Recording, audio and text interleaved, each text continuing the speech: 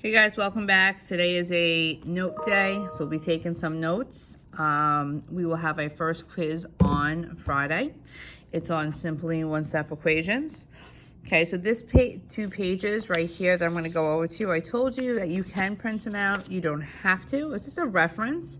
It's just going over the basic rules, okay? So let's turn to that second page. Okay, remember, this is just some rules to help you, some examples.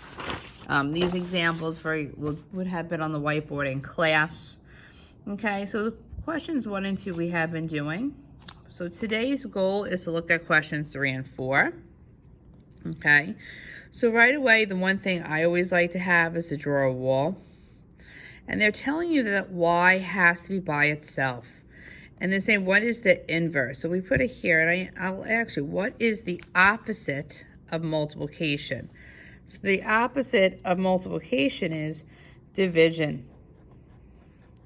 Okay, whatever you do the one side, you do the other. You're always looking for the opposite.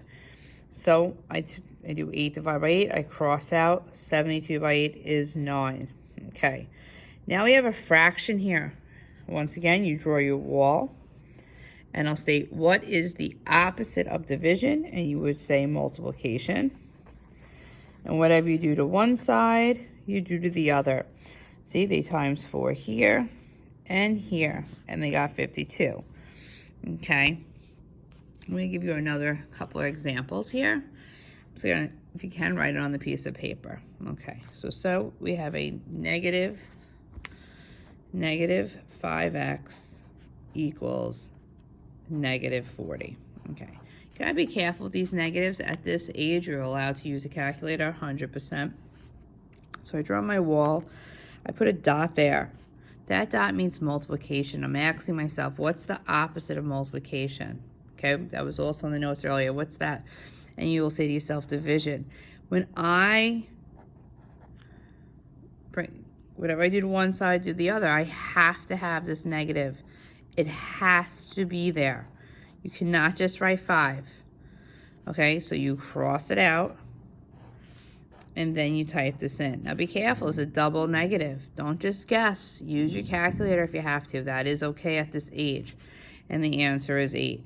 So just be careful with the double negatives. Write it out correctly. Don't just write a 5. If it has a negative with it, you have to write the negative 2. Okay.